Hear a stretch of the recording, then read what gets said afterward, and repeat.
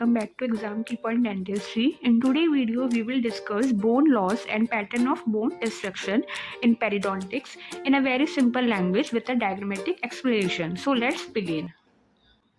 Why bone loss happen?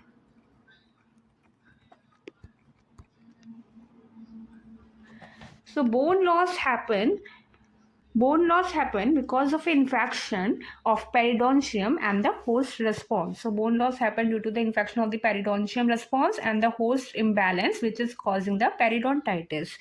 So imagine the gum being affected.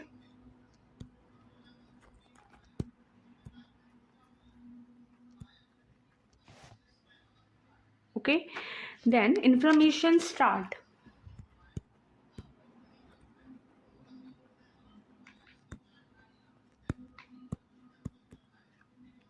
Body try to fight,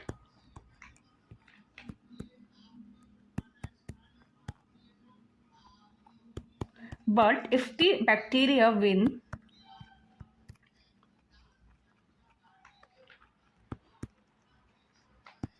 body start breaking down.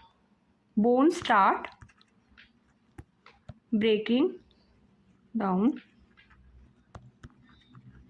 Okay, so the main cause of the alveolar bone is extension of the gingival inflammation and the bacterial plaque. The range of action: bacterial plaque can destroy bone only within the 1.5 to 2.5 mm from its location, and beyond 2.5 mm the plaque cannot affect the bone.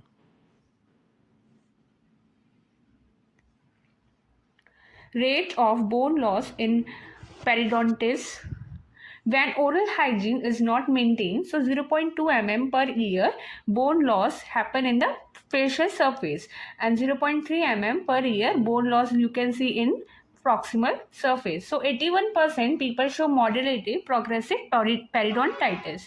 So mechanism of the bone destruction: what bacteria do? So bacterial plaque induce the osteoblast, that is a bone destroying cell.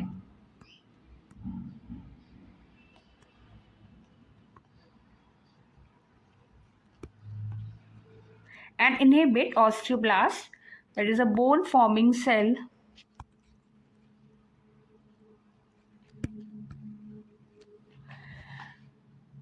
What our body produce? So the body produce the prostaglandin, interleukin alpha 1 and beta, 2 necrosis factor alpha, which is capable of the producing the bone resorption. So suppose bacteria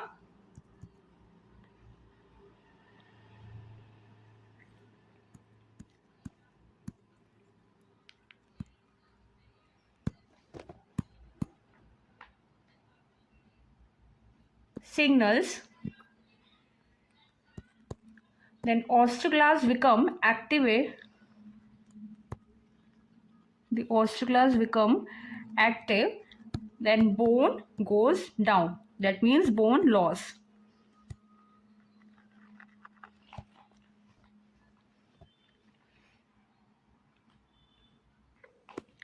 So you can say note, the effort to reinforce the remaining bone, the area of bone formation at a distance from the inflammation known as buttressing bone formation.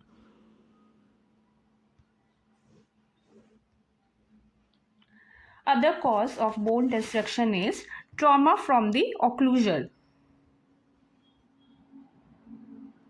Trauma from the occlusion, which is causing the funnel shape, the widening of the crustals PDL, which is lead to the adjacent bone resorption. Second one is a systemic disorder. It can also cause bone destruction. Example is osteoporosis. So factors determining the bone morphology in periodontal disease are: first one is normal variation anatomy, outgrowth of the bone known as exostosis, trauma from the occlusal and buttressing bone formation, food impaction, which is interdentally complicating factor to the existing bone defect. So make interdental bone defect worse.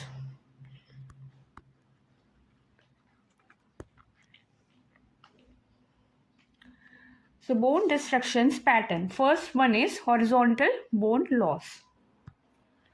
So, horizontal bone loss, bone height is reduced uniformly, bone margins stay perpendicular to the tooth surface, and it is the most common pattern.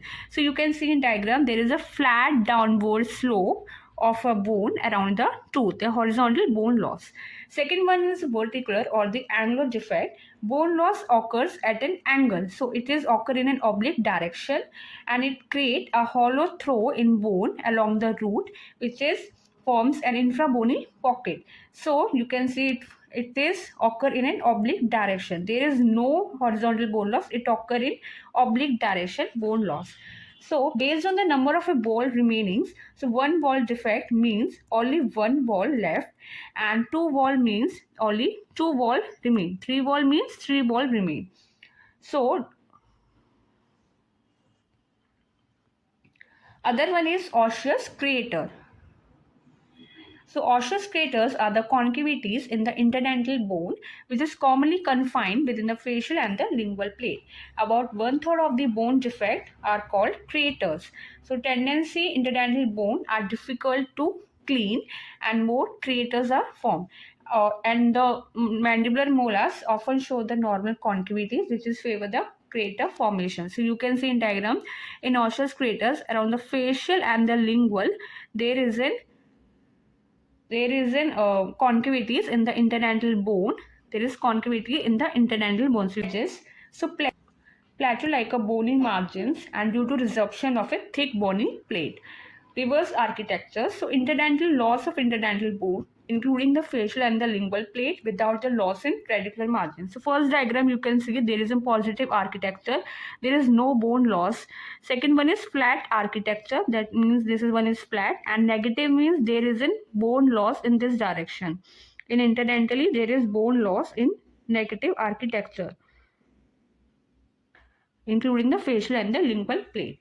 Furcation involvement. So bone loss in the furcation area of the multi-rooted tooth and leads to degree 1's first, second, third involvement, which is explained in other videos. So you can go and find it. Thank you for the watching Exam Keeper in Dentistry. If you found this simplified explanation helpful, don't forget to like, share and subscribe. See you in the next video.